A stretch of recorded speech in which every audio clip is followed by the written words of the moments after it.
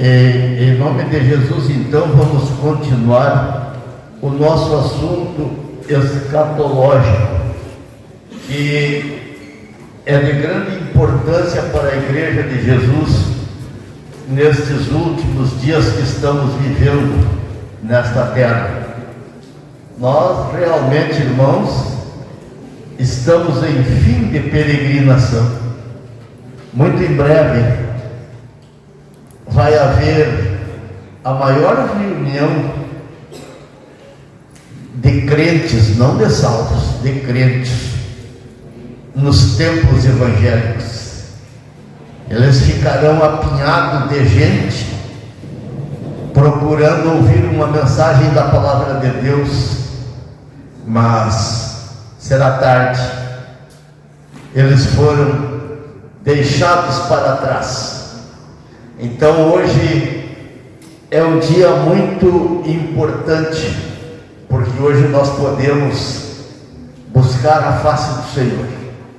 O profeta Isaías disse: buscai o Senhor enquanto se pode achar, invocai-o enquanto Ele está perto. E Ele recomenda a quem não está preparado: deixe o homem ímpio o seu caminho, os seus maus caminhos, e se converta ao Senhor. Então, irmãos, hoje nós vamos estudar o toque das 7 trombetas e o rugir dos 7 trovões. Então nós vamos fazer uma leitura inicial um tanto longa, mas é necessário nós fazermos para falarmos baseados na palavra de Deus. Então convido os irmãos para nós abrirmos as nossas Bíblias no livro de Apocalipse e fazermos a leitura completa dos capítulos 8 e 9, e depois do capítulo 10, versículo 1 a 4, e do capítulo 11, os versículos 15 a 19. Tudo será a base daquilo que vamos falar. Então, o capítulo 8 diz assim, o título: o 7º selo e o incensário. Quando o Cordeiro abriu o 7º selo, houve absoluto silêncio dos céus por aproximadamente meia hora. Então observei os 7 anjos que se encontram em pé perante Deus. Eles foram entregues 7 trombetas. Aproximou-se um outro anjo e se colocou em pé junto ao altar, portando um incensário de ouro. A ele foi entregue grande quantidade de incenso para oferecer com as orações de todos os santos sobre o altar de ouro diante do trono. E da mão do anjo elevou-se na presença de Deus a fumaça do incenso, juntamente com as orações dos santos. Então o anjo tomou o incensário, encheu-o com o fogo do altar e lançou-o sobre a terra. E aconteceram trovões, vozes, relâmpagos e um terremoto. A visão das 7 trombetas. E aconteceu que os 7 anjos que estavam com as 7 trombetas prepararam-se para tocá-las. A primeira trombeta. O primeiro anjo tocou a sua trombeta e ocorreu grande precipitação de granizo e fogo misturado com sangue, os quais foram lançados sobre a terra. E assim um terço de toda a terra foi queimado, e também um terço das árvores e toda a relva existente. A segunda trombeta. O segundo anjo tocou a sua trombeta, e algo como uma enorme montanha ardendo em chamas foi arremessada sobre o mar. Por esse motivo, um terço do mar transformou-se em sangue, e morreu a terça parte das criaturas que vivem no mar, e um terço de todas as embarcações foram destruídas. O terceiro anjo tocou a sua trombeta e precipitou no céu uma grande estrela ardendo em chamas como tocha, sobre um terço dos rios e das fontes de águas da terra. E o nome dessa estrela é Absinto. Portanto, um terço de toda a água potável da terra tornou-se amarga. E multidões morreram pela ação nefasta das águas que foram envenenadas. A quarta trombeta. O quarto anjo tocou a sua trombeta, e um terço do sol foi ferido, bem como a terça parte da lua e das estrelas, de maneira que um terço deles se escureceu completamente. Assim, um terço do dia ficou sem luz, e também um terço da noite. Enquanto eu admirava esses acontecimentos, ouvi uma águia que planava pelo meio do céu, grasnindo em alta voz: ai, ai, ai dos que habitam sobre a terra, por causa dos toques das trombetas que estão para serem entoados pelos 3 próximos anjos. A quinta trombeta. Então o quinto anjo soou a trombeta e observei uma estrela que havia caído do céu sobre a terra. Aquela estrela foi entregue à chave do poço do abismo. Assim que ela abriu o poço do abismo, subiu dele fumaça como a de uma colossal fornalha. O sol e o céu se escureceram com a fuligem que saía do abismo. Desta fuligem saíram gafanhotos que vieram sobre a terra. E lhes foi concedido poder como os escorpiões da terra.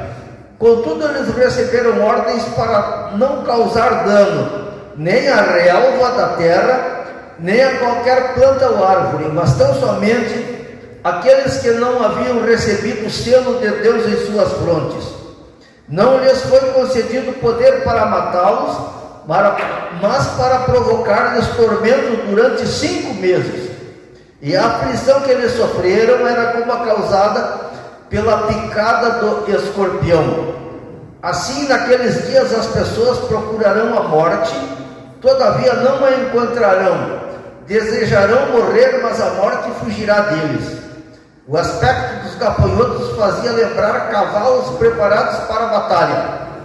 Tinham sobre a cabeça algo como coroas de ouro, e o semblante deles era semelhante ao rosto humano. Os cabelos deles eram parecidos com os cabelos de mulher, e os dentes como de leão. Possuíam couraças como armaduras de ferro, e o som das suas asas assemelhava-se ao barulho de muitos cavalos e carruagens correndo em direção à batalha. Tinham também caudas e ferrões como de escorpiões, e em suas caudas carregavam a capacidade de provocar tormentos à humanidade por 5 meses. E havia um rei sobre eles, o anjo do abismo, cujo nome em hebraico é Abaddon e em grego Apolion. Portanto, o primeiro dos ais já passou, contudo, outros 2 ainda estão por vir. A sexta trombeta. Então o anjo fez soar a sua trombeta e ouviu uma voz que se projetava dos 4 ângulos do altar de ouro que se encontra na presença de Deus, dizendo ao sexto anjo que empunhava a trombeta: solta os 4 anjos que se encontram atados junto ao grande rio Eufrates. Foram então soltos os 4 anjos que se achavam preparados para aquele exato momento, dia, mês e ano, a fim de que matassem um terço de toda a humanidade. O número dos cavaleiros que formavam os exércitos era de 20.000 vezes 10 milhares, de acordo com o número que eu vi. Os cavaleiros e as montarias que vi em minha visão tinham esta aparência: as suas armaduras eram vermelhas como fogo, azuis como o jacinto e amarelas como o enxofre. A cabeça das montarias parecia a cabeça de um leão, e de suas bocas lançavam fogo, fumaça e enxofre. E por intermédio destes 3 elementos de destruição, fogo, fumaça e enxofre, que eram cuspidos de suas bocas, foi morta a terça parte de toda a humanidade. O poder desses cavalos estava na sua boca e na sua cauda, porquanto as suas caudas eram como cobras. Possuíam cabeças com as quais feriam as pessoas. O restante da humanidade que não morreu por causa desses flagelos nem mesmo diante disso se arrependeu das más obras de suas mãos, deixando de adorar os demônios e os ídolos de ouro, prata, bronze, pedra e madeira, ídolos que não conseguem ver, nem ouvir, nem andar. Da mesma forma, não se arrependeram dos assassinatos cometidos, das suas feitiçarias, da sua perversão sexual e de todas as formas de apropriação indébita. Vejamos Apocalipse 10, 1 a 4. O anjo e o pequeno livro do céu. Depois avistei outro anjo poderoso que descia dos céus, estava envolto numa nuvem e havia um arco-íris sobre a sua cabeça. Sua face era como a luz do sol e suas pernas como colunas de fogo. Ele segurava um livrinho que estava desenrolado na sua mão. Então colocou o pé direito sobre o mar e o pé esquerdo sobre a terra, e bradou com grande voz como um forte rugido de leão.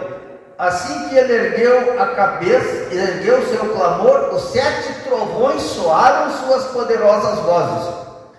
E quando os trovões terminaram de fazer ecoar suas palavras, eu já ia escrever quando ouvi uma voz do céu que ordenava: guarda o que os 7 trovões disseram e não escrevas.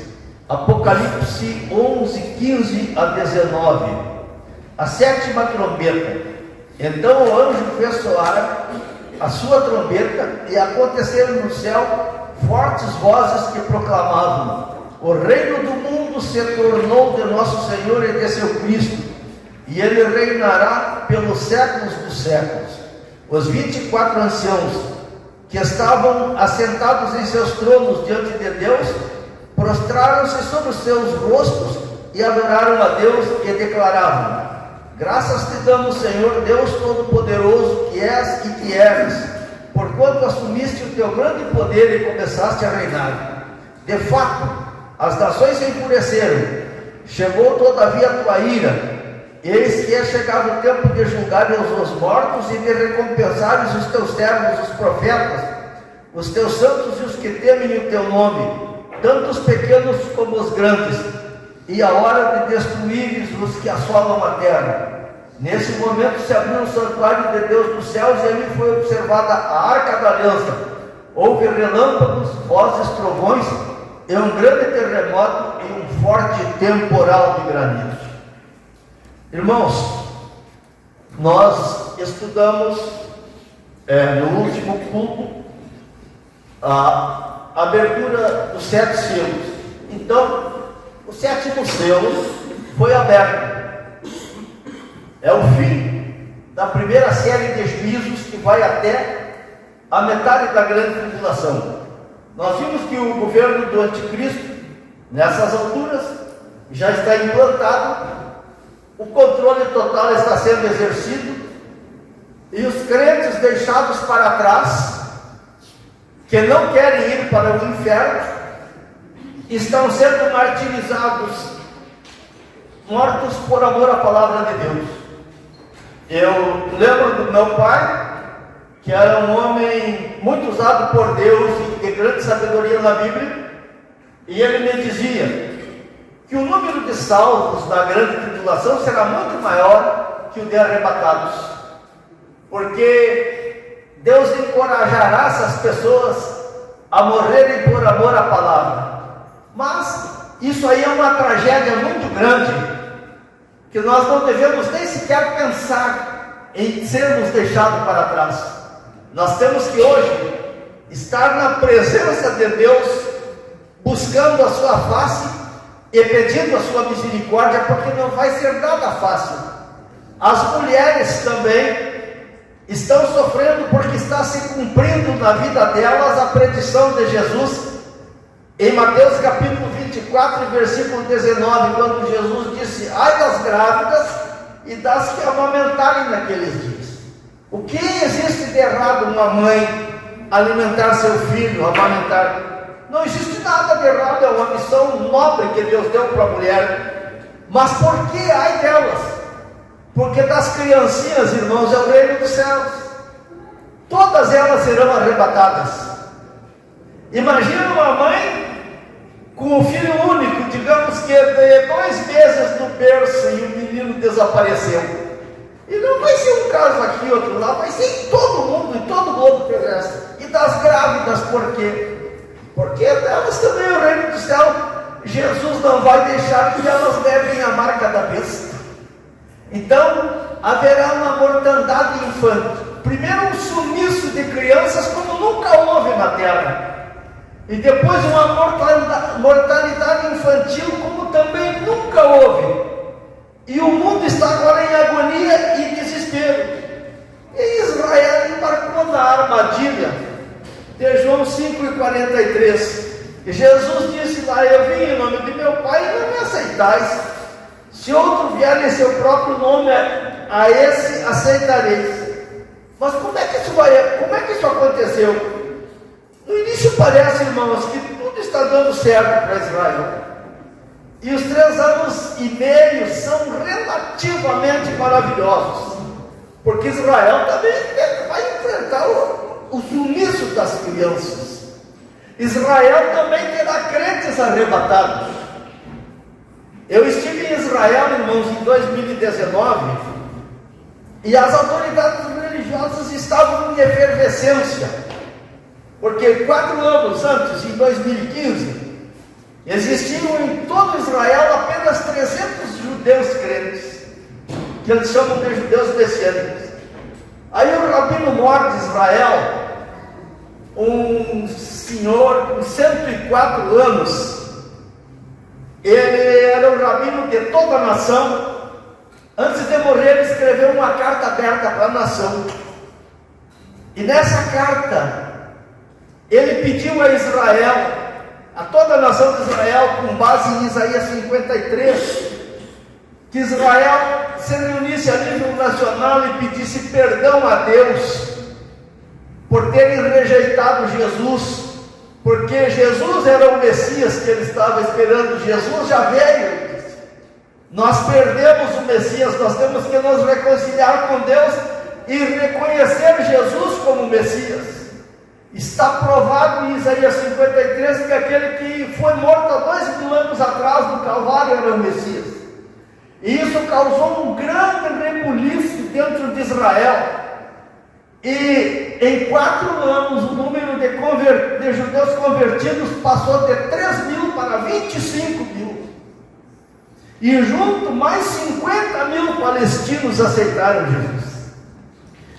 Isso em 2019. Então as autoridades religiosas pediram à nação que não lesse mais Isaías 53, esquecessem aquele capítulo, porque aquele rabino tinha elaborado engano. Mas agora Israel está em pleno andamento do governo do anticristo, aceitou ele como Messias.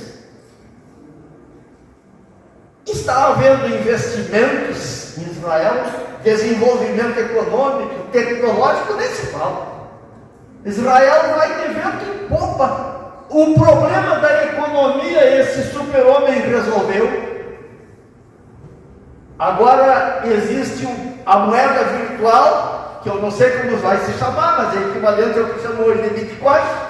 O controle total está em pleno andamento, ninguém se endivida. Todos os que têm aquela marca, aquela identidade podem comprar, podem vender.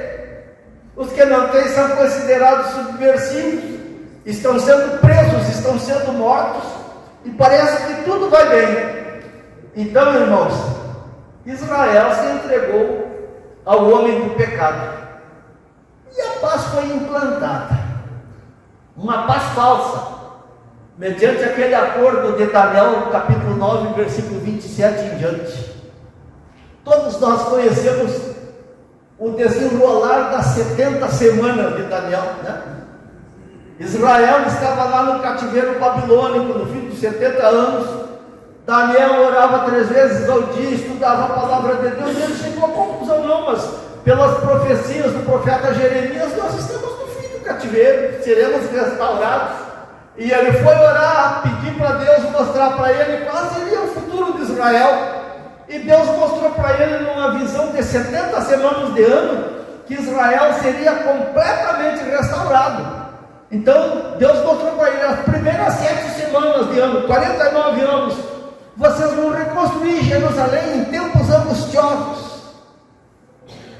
Depois, mais 62 semanas, e o Messias vai chegar. Quando completar 62 semanas, o Messias subirá ao céu. Foram 69 semanas. E tudo isso ocorreu quando estava fazendo os 483 anos. Jesus subiu do Monte das Oliveiras para o céu e Deus abriu um hiato, que é a dispensação da graça que nós estamos pregando o Evangelho, e ela está prestes a se fechar, e em breve vai iniciar a 70ª semana de Daniel, que é o Apocalipse. Então, nessa semana, o anticristo vai impor a paz entre os judeus e árabes. O Estado palestino, os palestinos terão uma faixa de terra e terão que reconhecer Israel como nação, porque hoje a briga em Israel não é pelo Estado palestino. Israel já deu a terra que eles queriam. Eles querem é destruir Israel. E eles têm apoio da Rússia, por isso eles são fortes, se julgam fortes, mas aí a Rússia não vai mais existir. O anticristo imporá essa paz e ela vai ser implementada em 7 anos. Um acordo de 7 anos.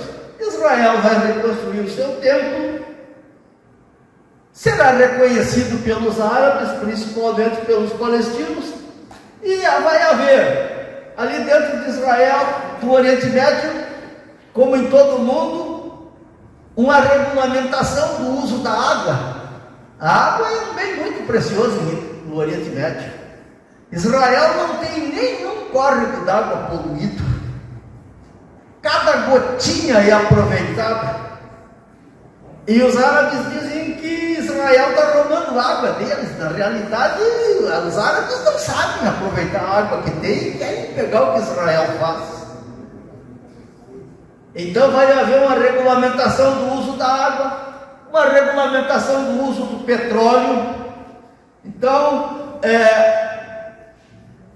a água vai ser controlada no mundo todo. Existe um programa na Agenda 2030 da ONU de levar água do Brasil em navios para a África, para irrigar a África, para trazer de volta da Europa para a África todos os africanos para se dedicarem à agricultura. Tudo isso aí será levado avante, e parece que Israel estará na mais perfeita paz, e o resto do mundo também em segurança, menos os que foram deixados para trás. Então vai haver controle e segurança alimentar, a comida vai ser racionada, vai ser tabelada, todo mundo terá o mesmo salário mínimo, e existirão também outros pontos do acordo englobando as áreas espirituais e logística. Todo mundo vai ter direito a um mínimo e não vai haver liberdade religiosa. Dizem os autores da Agenda 2030 da ONU que a maior parte dos conflitos tem sido por religião. Então não vai haver mais observância do sábado para as demais nações, não vai haver observância do domingo e nem da sexta-feira, que é o dia santo dos muçulmanos. Somente Israel observará o sábado lá dentro de Israel, por um acordo especial. E ninguém terá liberdade religiosa. Eles dizem, o projeto deles é formar uma nova religião, tirando de cada religião um ponto filosófico coerente e encaixar tudo numa única religião. Ou seja, tudo que é lixo que o diabo vai pegar nas outras filosofias pagãs, ele vai montar num bloco só e todo mundo vai ser obrigado a botar a sua fé ali e pagará com a vida se recalcitrá-la. Então, dentro desse aspecto, irmãos, as coisas estão andando, mas tem algo que fere profundamente a estrutura governamental. São as 144 mil testemunhas espalhadas pelo mundo como missionário, pregando o evangelho do reino, anunciando que o que está em Jerusalém é um impostor, e as 2 testemunhas de de Israel. As duas testemunhas terão uma proteção especial de Deus. Eles vão fazer chover, eles vão fazer descer fogo, eles vão provocar seca, e ninguém vai poder fazer nada para eles antes dos 3 anos e meio. Vencido 3 anos e meio, o sistema vai dominar, eles vão matar eles em praça pública. A Bíblia diz que toda a humanidade vai ver. Na época ninguém sabia como, hoje nós sabemos, né? E o ódio deles por aquelas duas testemunhas será tão grande que eles não serão sepultados, serão expostos à vexação dos corpos em praça pública por 3 dias e meio. E o êxito, a euforia vai ser tanta que o anticristo vai entrar no templo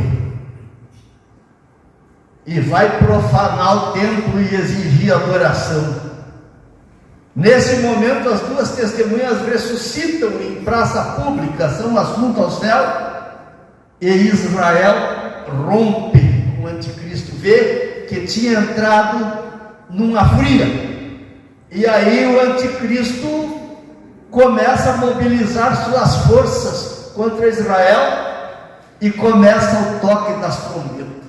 Então a primeira trombeta nós vimos lá no capítulo 8, e o versículo de Apocalipse, no versículo 7, que o anjo tocou e choveu saraiva, fogo e sangue sobre a terra.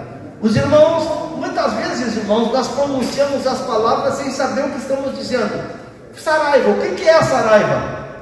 Saraiva é a chuva de pedra, é granizo. Mas por que não diz então um granizo? Porque a diferença da saraiva para o granizo comum é que choverão pedras que pesarão entre 37 e 42 quilos.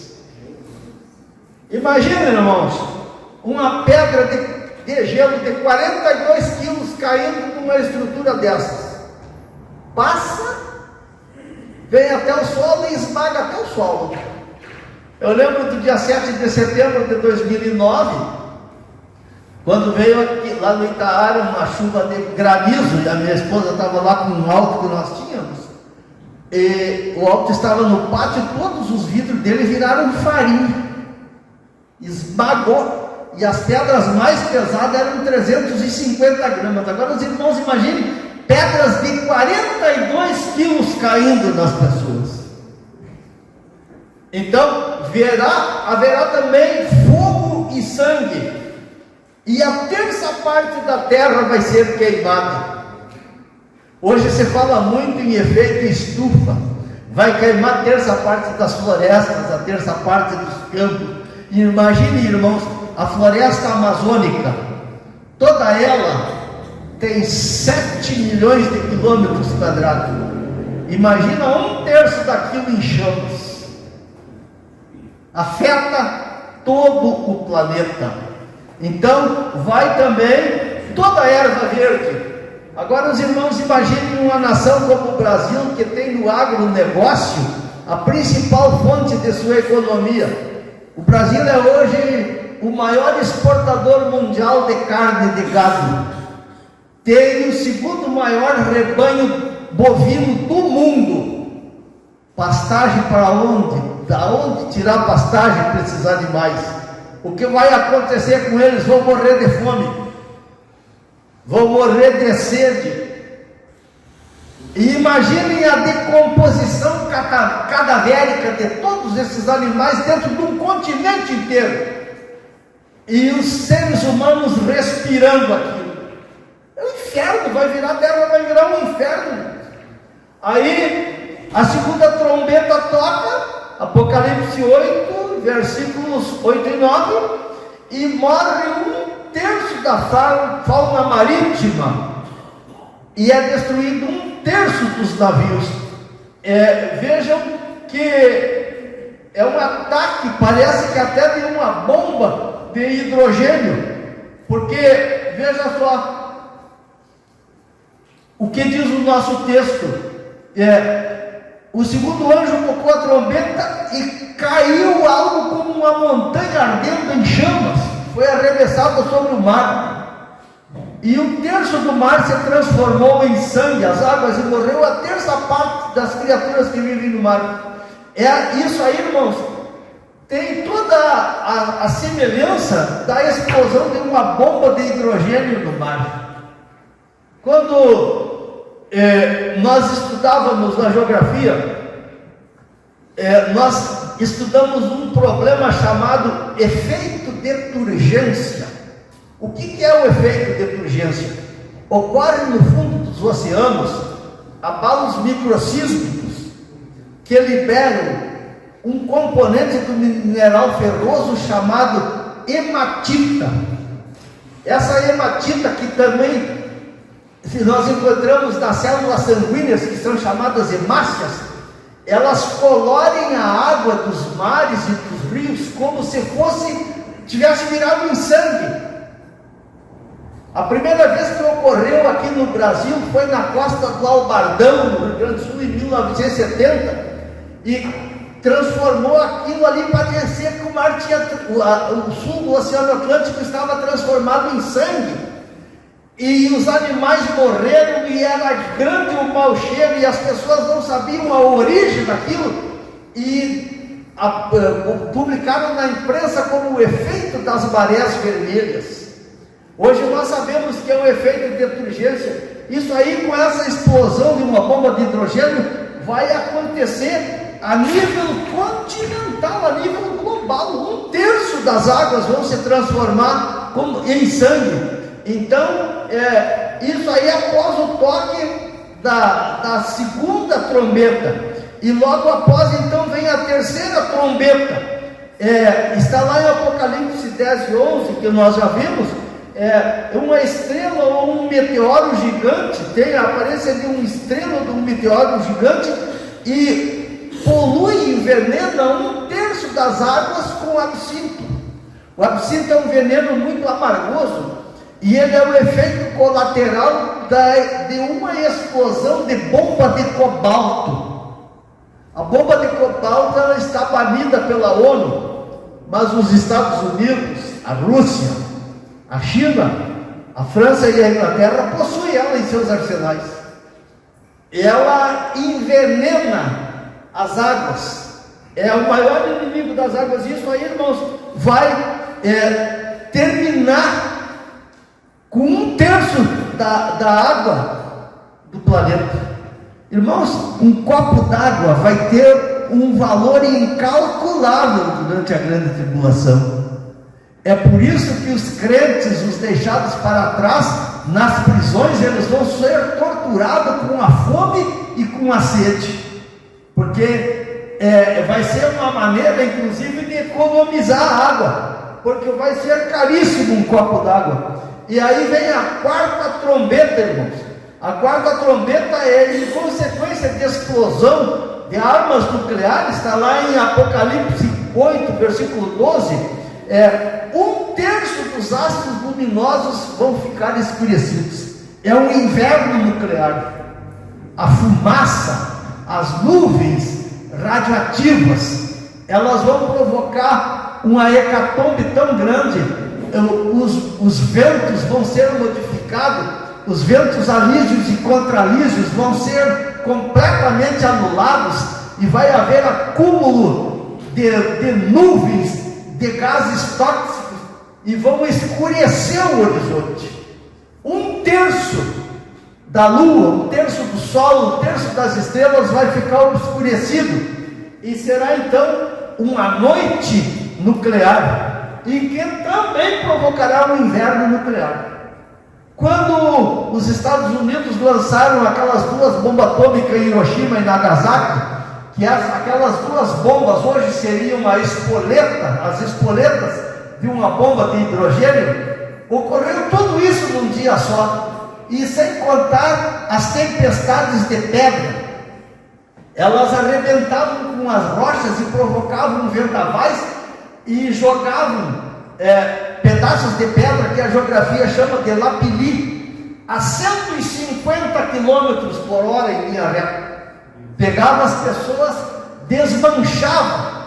Tudo isso, irmãos, vai ocorrer com o toque da quarta trombeta. E a quinta trombeta, então, irmãos, é a pior de todas, porque ela nos mostra a queda do diabo na terra. Então, e ele traz consigo a chave do abismo, e ele vai realizar ataques estratégicos a partir de bases subterrâneas, com emissão de fumaças densas. Então, aquilo que diz que ele trouxe a chave do abismo e abriu a chave do abismo e saiu de dentro da terra, nuvens de fumaça que escureceu o solo, irmãos, isso são bases aéreas subterrâneas, que o diabo exercerá um controle total sobre elas, todas elas com mísseis estratégicos que serão lançados e sairão de dentro delas também. O autor do Apocalipse, aqui o João, ele chamou de gafanhotos, porque ele não sabia definir, ele não sabia dizer a palavra helicóptero. Esses gafanhotos têm toda a descrição de um helicóptero. O irmão ali que foi da Força Aérea, o Claudinei também, pode ver, eles terão couraças como de cavalo, eles se deslocarão como milhares de cavalos, com o ruído de milhares de cavalos indo para a batalha, e eles têm nas suas caudas ferrões. Hoje nós sabemos que o helicóptero, ele lança de sua cauda, ele lança mísseis teleguiados, ele ataca com armamentos pesados, metralhadoras e canhões. Então, tudo isso aí, irmãos, serão ataques estratégicos, feitos com helicópteros que lançarão mísseis nucleares táticos, e eles têm uma missão que eu acho assim, quando eu leio, irmãos, eu lembro do que o diabo fez com o nosso planeta. Ele destruiu, e agora ele levantou um grupo de hipócritas chamados ambientalistas e ecologistas, e mentem que querem reconstruir a terra, só que eles querem matar os homens. Então, eles têm uma missão específica, que hoje na linguagem moderna nós chamamos de ataques cirúrgicos. É só para danificar os homens, matar só os homens, ferir só os homens. Não é para danificar a árvore, não é para danificar verdura, não é para danificar coisa nenhuma. Hoje, irmãos, na filosofia do diabo, um arbusto vale mais que uma vida humana.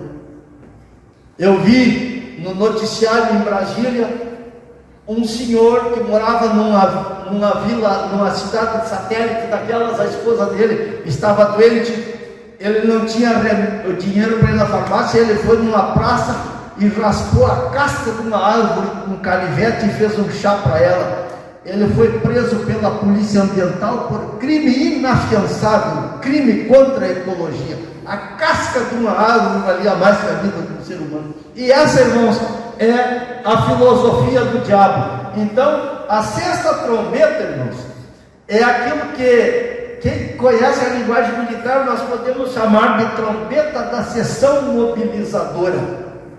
A sexta trombeta, ela convoca para a guerra contra Israel os poderes do Oriente, liderados pela China. Então, ela está lá no Apocalipse 9, versículo 13 a 19, ela mostra, o João viu 200 milhões de soldados. Os senhores não sabem o que é 200 milhões de soldados? Trazer 200 milhões de soldados para uma linha de frente para lançar em combate, não é num dia.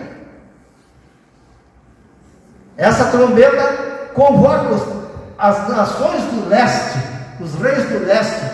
Então, eles vão deslocar 200 milhões de soldados, é quase a população do Brasil. O Brasil tem 215 milhões de habitantes. Imagine trazer 200 milhões de homens para concentrar numa reunião que militarmente se chama Zerrel, zona de reunião.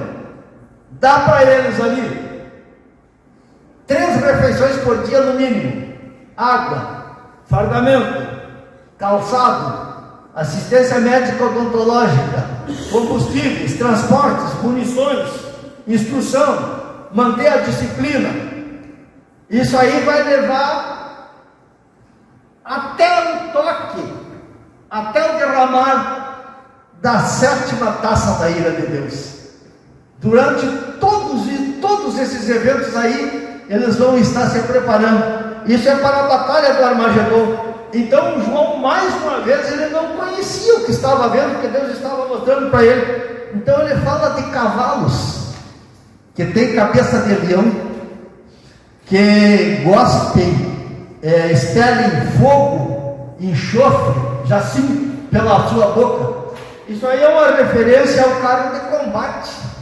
Então, a munição do carro de combate, ela é um componente, tem um componente químico de enxofre e fogo e fumaça. E o João viu tudo isso aí e ele não sabia como dizer. Então ele chamou de cavalo. Eram 200 milhões de homens prontos, se mobilizando para a guerra, se reunindo ali no Golfo Pérsico, como zona de reunião.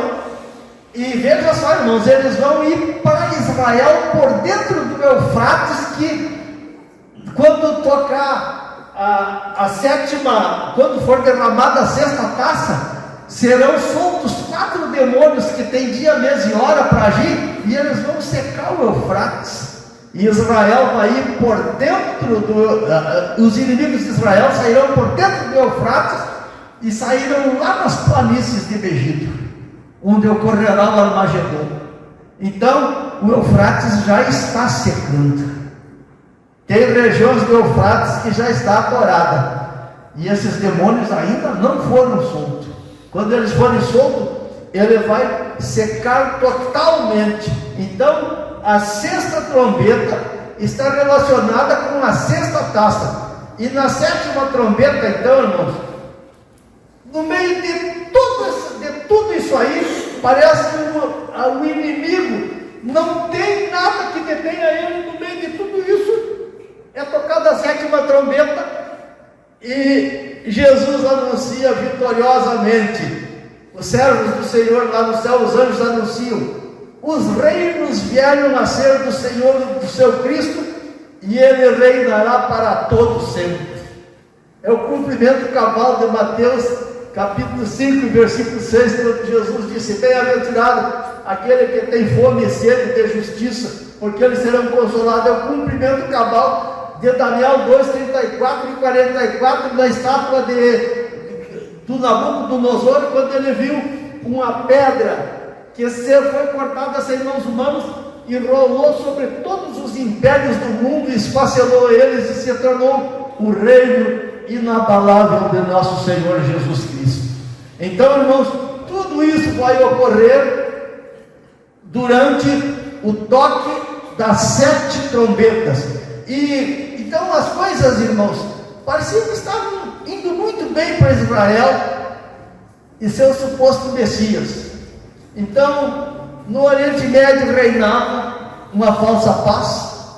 O terceiro templo estava de pé, mas pelo mundo, aqueles 144 mil missionários saídos de Israel pregavam o evangelho do reino e alertavam sobre aquela falsidade. E eu mais uma vez alerto os irmãos: nós não pregamos o evangelho do reino, nós pregamos o evangelho da graça, no período da dispensação da graça, e isso em breve vai terminar. As 2 testemunhas lá em Israel faziam a mesma coisa. Irmãos, tem pessoas que já me perguntaram: irmão Davi, as 2 testemunhas é Enoque e Elias? Não sei. A Bíblia diz que os dons de Deus são sem arrependimento. E Enoque andou com Deus 365 anos. E Deus o tomou para si, porque Deus vai levar para si só os que andam com ele. E a Bíblia diz que Elias foi arrebatado para não ver a morte. Aí o irmão me diz: não, mas a Bíblia diz que aos homens está ordenado morrer uma vez. Mas também dizeis aqui vos digo um mistério: nem todos dormiremos. Então eu não sei quem serão essas 2 testemunhas. Já vi alguém dizer que uma delas é Moisés. aí é bobagem. Moisés já morreu, foi sepultado por Deus, e os homens estão ordenados a morrer só uma vez. Então não é Moisés. Mas, irmãos, o certo é que haverão duas testemunhas, e Deus sabe quem é, e nós não precisamos nos preocupar com isso. Nós temos que nos preocupar em estar no céu com Jesus.